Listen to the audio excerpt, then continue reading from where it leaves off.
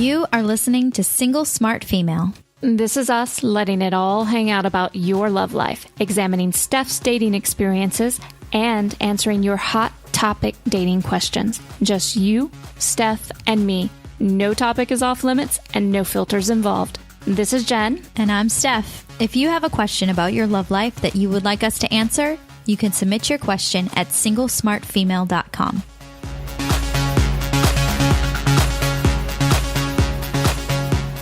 Welcome, Single Smart Female. I am your host, Jen Burton, and I'm joined by my co-host.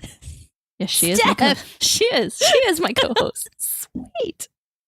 And surprise, surprise, we have a listener question for you today.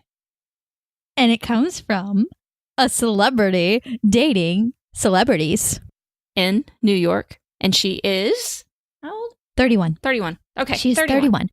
This is a fun question, by the way. Is this? And yes. I'm almost kind of nervous to answer it. I'm not going to lie. So she writes, "Hello, Jen and Steph. I've been a longtime listener and follower. Ooh. Thank you. And would love your advice. My work puts me in the public eye, and because of that, dating is more complicated. It's also the reason the people I date are also in the public eye. I've currently began seeing a professional athlete. Him and I have gone on a number of dates while he was visiting my city and have continued to stay in touch. Prior to him leaving, we did agree that we'd like to continue getting to know each other and see each other again. Naturally, he travels a lot. My work keeps me on the road as well, but my schedule is very flexible. The distance is not a problem. In fact, I prefer it in the beginning, but I'm willing to be the one to make the move if it comes to it. I do mentorage date. Yes, you do. That's awesome. Sorry. I do mentorage date and am open to other men. However, he has my interest. But lately, I've noticed that he began to distance himself by not engaging with me as much. It may perhaps be because of his performance with the team, or perhaps he's losing interest. I'm not sure, but my question is there a different frame of mind for dating someone that is an athlete or in the public eye? Also, if so, how do you keep the spark alive and continue to get to know each other with distance? Thank you. Oh, and she also contributes here. I have a history of dating athletes or people who are in the public eye because the lifestyle we both have works well together and we have a better understanding of each other. Okay. So, do you want to start or do I get to start? You get to start. Okay. All right. Why are you apologizing? I'm excited about starting. Oh my gosh. That's something that women do all the time. That stop apologizing for everything. Come on. Stop saying sorry all the time. I do it too. I love how you just called yourself out on that. That's awesome. It's true. You know, during a while back, I was going through a phase of actually apologizing all the time too. We do have to stop that. But let's get back to back to our celebrity yes. dating a celebrity. And I, first off, am very excited that you sent in this message. And I want to say yes and no. There are differences and there are not differences to dating somebody who is in the public eye. I'm going to start right there because that's the superficial part of all this. There's something below it that I think we definitely need to address. And your question specifically was, is there a different frame of mind for dating someone that is an athlete or in the public mind? No, there's not a different frame of mind. When you're mentorage dating, it's about you first. It's not about trying to figure out the man, regardless of what his professional status is, or, regardless if he's in the public eye or not. It is always about you first. Men that are worth your time and your romantic energy are not concerned with it being all about them. If it is, and I'm not saying that it is, but if for some reason it is with this man, with any professional athlete, because there is the chance and it's not just athletes, it's anybody in general. People can be, and some people like to throw the term around, narcissist, things like that, but they can be all about themselves. And then I want you to stay away from those guys anyways, because they're just exhausting to deal with. But specifically with a professional athlete, no, you don't have to have a different frame of mind. You just have to be willing to acknowledge that this isn't about him. This isn't about his dating journey. And it's not about trying to make it okay for him and try to figure him out. It's really about you and in you enjoying your dating experiences and letting it lead to something incredible. I do want to point out, you said something about you're willing to make the move if it comes to it. And there's nothing wrong with that. Okay, there's absolutely nothing wrong with that. But as we've discussed in previous segments, just make sure that move really works for you. If it does come to that, make sure it's just as exciting for you, and it's still about incorporating your life, and it's not about just accommodating him. You also ask, how do you keep the spark alive and continue to get to know each other with distance? I'd like to come back to that, and I have a feeling Steph has some really good pieces to add to that. I have some stuff that I'm definitely going to give you, but Steph I'm looking at her right now thinking, I know she's got something good here. Okay, but so I told you a minute ago that I would like to dive a little bit deeper underneath this. And one of the things that's jumping out at me and kind of screaming, it's like, hey, Jen, she keeps talking about dating athletes. Steph's laughing at me.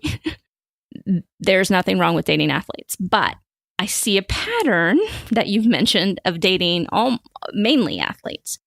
And to me, that says that that's what you're primarily attracted to. It's more about it's not just about the lifestyle. We use the lifestyle thing as a reason to justify what you're primarily attracted to. And what I'm going to encourage you to do is to think outside the athlete box, because athletes can be great men too. They can be great partners. But there are a lot of men who are not in the public eye that have just as much flexibility, if not more, like you do, to be amazing men. And they can be on your financial level or even much higher. So I want you to consider, while you're dating this man, I'm not asking you to stop dating this man or stop dating athletes, but I want you to really start thinking outside that athlete box. Who have you not been paying attention to because you're so attracted to athletes? And I get it. A lot of athletes are hot. They make good money. Most of them are very physically fit, although I've seen some baseball players. I'm like, you really play a professional sport? They have a certain sex appeal. They've got the brooding going on. Some of them are excellent businessmen. And then some of them have nothing upstairs at all. So again, nothing wrong with dating an athlete. And as long as you're comfortable with this, there's nothing wrong with it, because they always have women that want to be with them, and that's fine. There's nothing wrong with that. It's not something you should be excessively jealous about, but it's also an understanding that if you in a long-term relationship with them, you're never really going to be able to step away from it. So just make sure that you're good with that. It doesn't mean that they can't be amazing partners and that they can't be faithful, but just acknowledge that about yourself. That's something to really, really reflect upon. If you find yourself to be a very jealous person, which I'm not getting that you are, but this is for all women as well, then it might not be your best use of your romantic attention to date somebody who is constantly being propositioned by other women. Okay? So again, I want to bring it back to, I think you really need to consider your mantourage at this point and up the talent level in your mantourage.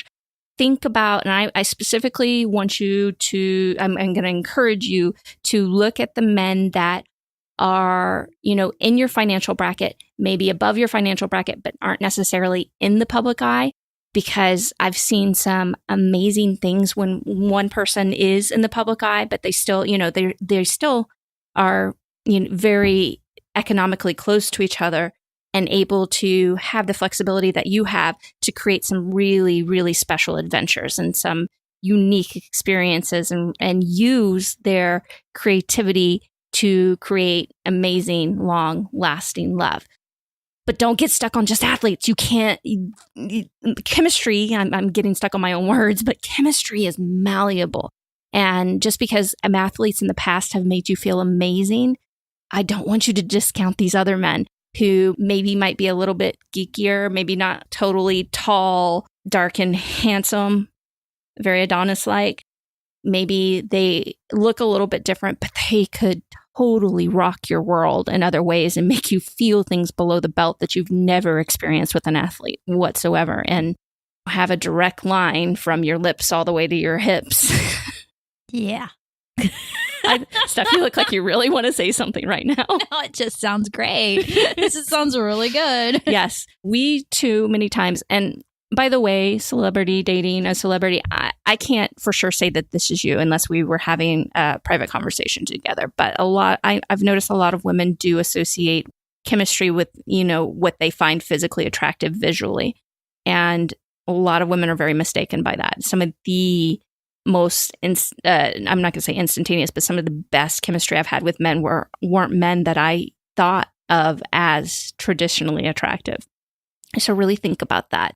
It's about how you feel when you're with someone. Just like long-term love for men is created about how he feels with you, it's the same thing for women in chemistry. Your chemistry will evolve, and you can meet somebody who doesn't look like anything you've ever been attracted to before, and all of a sudden you can't stop thinking about it. And when he touches you, you feel things that you've never felt in your life. You feel like more of a woman than you've ever been. You feel, for instance, Steph has mentioned in a previous episode, she has met a man that she feels extremely safe with, that she can crawl up in.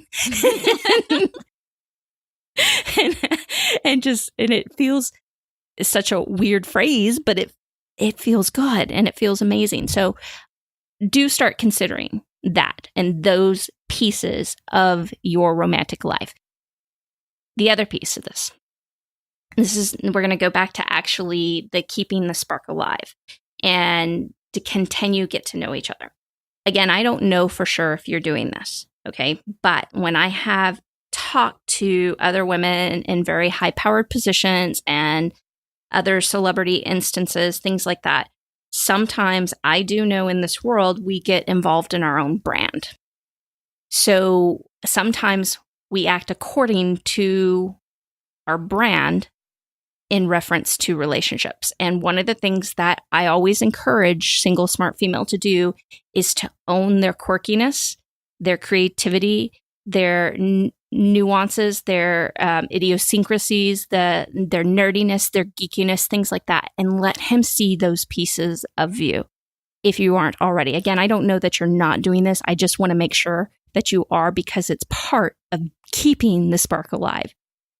If you feel inhibited in any way by your own personal brand and by your public image or anything like that, that can stifle the ability to keep the spark alive and continue to get to know each other, because then it's all about superficial encounters and it's about what you think should happen versus what's actually real. And that's the part I would probably, in celebrity dating, caution dating people in the public eye more than anything, is let yourself be your real, genuine self in front of him and allow him to see those pieces of you. Now you can unveil those to a man. It's not like I'm saying, hey, go show him your completely ugly cry side the first night you spend with him. That's not exactly what I'm saying. You can unveil yourself over time to him, and he's going to keep coming back and wanting more and more if he's the right guy. If he's a guy that's truly just into himself, that'll be a huge turnoff for him. He'll take a hike, and you've just saved yourself a world of heartache. Now, with all of that said, Miss Celebrity Dating a Celebrity, it's a mouthful. I want to turn this over to Steph about the creativity part, because every one of us women, now a lot of times we use this, we all have a romantic creative genius. A lot of us have neglected this romantic creative genius. We are true muses to men, and they can step up in romance when we start to own our romantic creative genius and let her out to play. But it's part, again, of keeping that spark alive. And now when I say romantic creative genius, it doesn't mean that I'm talking about being a sex pot. It doesn't mean that you have to be super romantic with candles and only like flowers. It's about you owning who you are romantically, things that turn you on. And that could be you love it when a man shows up with a bag of M&Ms for you. Okay. It can be so many things. And I'm curious, Steph, what suggestions do you have for Miss Celebrity dating a celebrity on the creative front of keeping the spark alive and continuing to get to know each other with distance? With distance. That is the key. So, I've been there. I think one of the great things about distance is that it gives you that space to continue to do the things that you enjoy outside of dating and relationships. And they're not there to see it, so you are able to share it. One example of things that I used to do with Latin Lover when he had moved away is I would take there's the playful side, right? So I'd just take a picture of myself in his an outfit that he loves or whatever and just send it to him, or pictures of my toes or something. You send pictures of your toes. That's awesome. Does he have a foot fetish? I wouldn't say fetish. What would you say? I'd say he likes them. Okay. He has a affinity. Is that the word? Affinity for my toes? Yeah, he's affectionate towards your toes. Yes. It's nice. Don't knock it till you try it. I'm not knocking it at all. My husband's like, toes, ew. Yeah. And my toes are fucking awesome. Every time I would get a pedicure, I'd be like, click, you're welcome. You are too funny. And so, no, you don't have to send toe photos, just so you know. Sorry. You can, though. That's very niche. Very niche. Very niche. I would only do it if you have some understanding of his she's not going to understand you if you don't stop laughing. I'm sorry. Okay. But let's say there is something that you're working on. You're building something. And you're excited about it. Something. Yes. Yeah. You can share that. You share that. Take a picture. Tell a story. Mm-hmm. You could take a picture and say this, something about, this reminded me of when we did this the other day. Exactly. Hope you're having a fantastic day. Exactly. Little things. Super it doesn't have to short, be simple. Yeah. On ongoing conversations. Now, I want to add something. Okay. This is really important. I think in long distance relationships, I think it's important to keep in contact with each other, but I don't like where you're constantly in contact. I think there's a little bit, you can dilute things between the two of you, because I think when you have the distance, you have this opportunity to build chemistry, to build wanting and anticipation of seeing each other. So I think using those little moments and sharing something is fantastic, or having a certain conversation. And I actually recommend to women who are conversing with people online that maybe live at a distance to not have to do chat all the time. To construct a letter, send letters to each other, go back to old school dating in a way. And it's romantic, and it creates intrigue and suspense, and it builds something for you to look forward to each other. So if you don't talk for a couple days, that's okay. There's nothing wrong with that. Absolutely. And when you do that too, it gives you that time and that space to share all the different things that you've been up to. Hey, I'm reading this book and I really like this part of the blah, blah, blah, blah, blah, whatever it is. Oh, I think that's fantastic to show pieces of yourself too, especially by things that you're doing and reading. That's a great idea, Steph. Thank you. Another thing is don't be afraid to, depending on how close you are or not, don't be afraid to acknowledge that shit's not great too. I ended up with the stomach flu which is not pretty. That's not a pretty thing.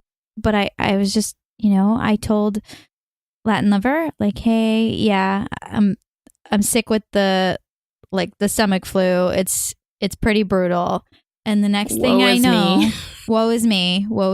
Next thing I know, I've got somebody knocking on my door delivering saltines, Gatorade. He was taking care of you. Yes. What is that? Ginger ale, all the things that make you feel better when your tummy hurts. So yeah, that's a great idea. Yeah. Like I gave him a way to take care of me. He was able to be creative as well and, send me something that made me feel better. See, I didn't even know until you told me that story, Steph. I had no idea that there were apps that existed for people to do, because that's what he did. Yes. He used an app to send all this stuff. And I thought, wow, our technology is amazing. I'm great. Really behind the times. He sent me so many things that way, like flowers and all kinds of stuff. Oh, well, the last thing I do want to talk about and bring it back to you, because it's really important to mention, and I know so many women get really nervous when this happens, is the communication changing. And I want to remind women, not just you, Miss Celebrity dating a celebrity, that communication pattern changing is not always indicative of him losing interest. It can mean that, okay, but it's not 100%. That's not a foolproof way to gauge whether or not he's losing interest with you. Now, we women assume that because that's easy to protect ourselves from. Okay, he's lost interest. I can either move on, or now I can flip out. I can do all, and we think we're protecting ourselves. We're not. Just turn your attention to the rest of your entourage. You have a duty right now to yourself and your love life to expand your idea of what is attractive in your world and start dating outside of the athlete box as well. Again, you can still date the athletes, and make sure you tell me about them, because I want to know all the goods. I want to know the details. Because I'm nosy like that in a very good way. But I don't want you to always assume that a communication pattern change is the death of a relationship, because otherwise then you become too nervous to actually let your genuine self out to play, which is what men are really attracted to.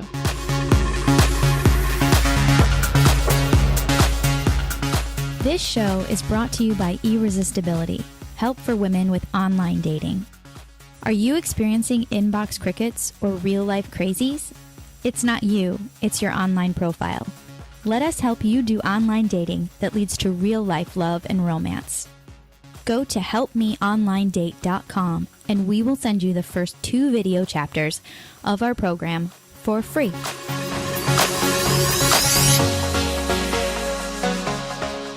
Welcome, single smart female, to segment 2.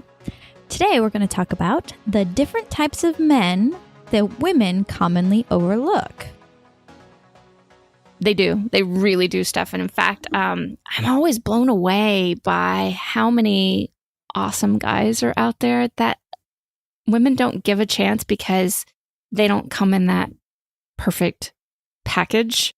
And these are men that will blow their frickin' minds. And so just a reminder, as we mentioned in segment 1, chemistry is malleable. When you love the way you feel when you're with somebody, you can become the chemistry can heat up. And that's the best kind of chemistry, one that will heat up over a lifetime, because essentially looks fade for everyone. You and I, Steph, I mean, yes, we're always going to be gorgeous, but it's going to transform as we get older. Looks, I wouldn't say, I'm going to take that back. I'm not going to say looks fade, but they transform. I like that. Transform. Transformers more than meets the eye. And then there you go. Transformers more than meets the eye. So that's what your chemistry is really going to be based on as you spend a significant amount of time with somebody. So let's get to some of those men that are being overlooked by lots of women, who these guys would potentially rock your romantic world. And number 1, this is a big one. Short men. Yes. Okay, so I'm 5'3". My husband He's 6'2". But let me tell you something. When we break up, if we do, ever, no more tall men for me. No more tall men. He likes to put things up on top shelves so I can't reach them, and it aggravates the shit out of me. But the thing is that short men, they need somebody that's taller than them. They need somebody that's bigger than them. The short men are amazing, and they can make you feel things that you've never felt before. I've had some amazing sexual encounters with my husband, but I've also had some amazing sexual encounters with short men that are not too much taller than me. Those guys can perform, and they're usually packaged very, very well. Yes, true, all true. Interesting story on that subject. I have a girlfriend whom she at one point was dating a guy that was significantly tall and very, very attractive physically. Looking at him, she found him very physically attractive, but the sex was terrible. Yeah, it was terrible, and she struggled with that a lot. And then when she met, you have to be a fucking acrobat sometimes with the tall guys. Well, and then so she met this other guy later on down the road whom is a short man, and it stuck in her craw for a while. What? It stuck in her craw. It like bothered her that he was so short. I've never heard that phrase. Oh man, is that someone else has heard this? I know. I'm sure they have. Yeah. Me and my I know the word in Spanish. It's modismos. I can't think of it in English though. Expressions. Yes. Idiomatic expressions. Yes. There we go. Yeah. She liked this guy, but it drove her crazy that he was short. And it just always kept coming back to, oh, but he's so short, And I told her, I was like, look, just try it. Just try it because it's obvious that you like him. Mm-hmm. The only thing that you can come up with is the fact that he's short. Give it a shot. See what it's like. See what it's like in bed with him. Mm-hmm. They're engaged now. Yeah. And it was Steph for the win. Okay, number 2, chubby men. Chubby men. I love chubby men. I like chubby men too. In fact, one of my favorite lovers was at one point a significantly bigger guy, and then I guess he lost quite a bit of weight and still had a lot of loose skin and was still kind of chubby and things like that from that significant weight loss. But he was, oh my God, phenomenal in bed. Phenomenal. Just there it is again. I have this thing. I really like to lay my head on stomachs, You're a chubby chaser, aren't you? You are. Actually, you know what? My mom used to tease me about that. It's true when your mother teases you about it. But look, no, they're not all. I am an equal opportunity dater. Okay. They have not all been chubby. They have not all been short. There have been quite a few chubby short guys. I enjoy that very much. There are reasons. They're all great ones. Like, I want to be able to lay my head on your stomach and feel comfortable, not have my ear hurt. Very important. Physical comfort. Physical comfort. I am a very tactile person. Yes, you are. And I prefer the feeling of a soft stomach over a washboard stomach. By the way, ladies, this is the woman when we get into her vehicle. She has to feel her vehicle up before she puts in her fob. And I had to point this out to her. She actually touches her vehicle, strokes her hand down the dashboard, and ever so seductively puts the fob in to start the car. You got to warm her up before you put it in. I'm just saying. Sorry. Very well said. Okay. Number 3, blue collar workers. Okay. So here in the United States specifically, there is a huge, huge, huge emphasis on being a white collar worker, from having to go to college to do all kinds of stuff. But There are so many vocational programs, excellent vocational programs, and blue collar workers that just start and then they build themselves up with the experience that these people are actually making a significant amount more than white collar workers, these men specifically. And they can be some of the most caring, kind, amazing men in your life. But women overlook them, especially smart, educated, professional women, because of the stigma surrounding blue collar workers. I would like everybody to be introduced to Mike Rowe, who I'm a huge fan of. I love that man. Dirty Jobs, right? Yes. I have a feeling he's married. I haven't checked up on him too much, but that's one guy. Oh my God, he is. Him and John Hamm. Ooh. Yes. Yummy. Both of them. Yeah. My hat's off to both of you. But he does a lot of work promoting all of these amazing jobs that we have that are blue collar jobs. I want all of you to start considering blue collar men in your Mantourage lineup. It can be a huge, huge blessing. Number 4, and you should have, when we were discussing the notes on this segment, you should have seen Steph's face when I first said this one. She said, she gave me a really weird look when I said beta men.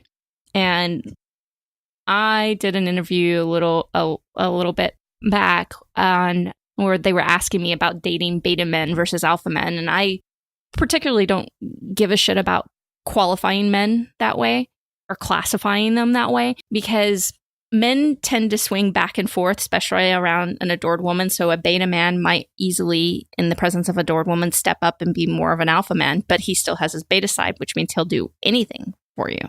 And then there's alpha men who become more beta men because they're in awe of her beauty and because women are men's weakness. So if you find a beta man, have fun with him, play, include him in your Mantourage, see what happens, experiment, do research, do your romantic research, have some fun. Don't classify them and just automatically say that there's no potential there, because you never know. Chemistry is malleable. Things happen. The guy that you least expect to could rock your fucking romantic world. Okay? And our last one that we're going to mention today of the different types of men that women commonly overlook is the 5th one is the not traditionally handsome guy, which is actually one of my favorites. I'm more attracted to, in fact, one of the reasons, Steph, I think I've told you this, but I'm going to repeat it. One of the reasons I wasn't attracted to my husband right away is because he was more traditionally handsome. He's what, a lot of women consider handsome. And I was like, ugh, I don't like traditionally handsome. I want a guy with a big nose and maybe his eyes too close together or spread too far apart, or a really gummy smile and then huge lips. Okay, big lips I'm totally into. Okay. I'm totally into that. The gummy smile, I don't know. I'm telling you. Although as long as they're not a spitter. Yes. They're not a spitter. Like, when they talk? Yes. Yeah. Okay. Not a spitter. As long as they're not spit. Or when they kiss. I did have a slobberer one time and I could never get over it. And really couldn't. But, oh, by the way, do you know Trevor Noah's a spitter when he's performing? I did not know that. Yes. My husband and I went to see him. Did you get hit? No, but we were almost close enough because we were in the second row. But he's a spitter when he performs. It didn't take away from his performance, though, but he was a spitter. You could clearly see it. Yes, he was a spitter, which there was a lot of shimmer. Dang. Yeah, in fact, his humor is amazing, but it knocked him down a few pegs on my whole attractive board because he spits. Yes. Like in public. Yes. Well, now, with that said, I did spit yesterday on Steph twice, so apparently I'm a spitter, too. This whole not traditionally handsome, I really like it too. Actually, for reasons that oftentimes, if you aren't considered traditionally attractive, or like, and this goes for women too, you spend more time developing your personality. Mm-hmm. Oftentimes, which trumps everything. I mean, a lot of times non-traditionally handsome guys are very funny. and funny to me is like the coolest thing in the world. Mm-hmm. And instead of focusing on themselves, a lot of times they'll focus on you more. And they'll try to be creative in coming up ways to make you feel adored and treat you really well. And they're very special and do special things for you, very romantic things. So, ladies, I beg you, for all the things that you can do in romance, don't discount these guys. Don't disqualify them just because they don't fit in your idea and your box of what's attractive right now. Open your attractive palette. Try on new stuff. Try something new, because most of the time the things that you're resisting are usually the things that are going to make the most magical difference in your love life.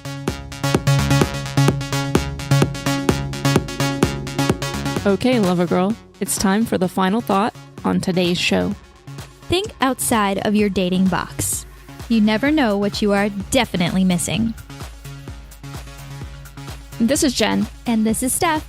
Don't forget to subscribe to our show in iTunes. And if you'd like to submit a question to us, come see us at singlesmartfemale.com. And if you just want to come play around and learn more about man-tirage dating, come see us at havehimyourway.com. Talk to you next time.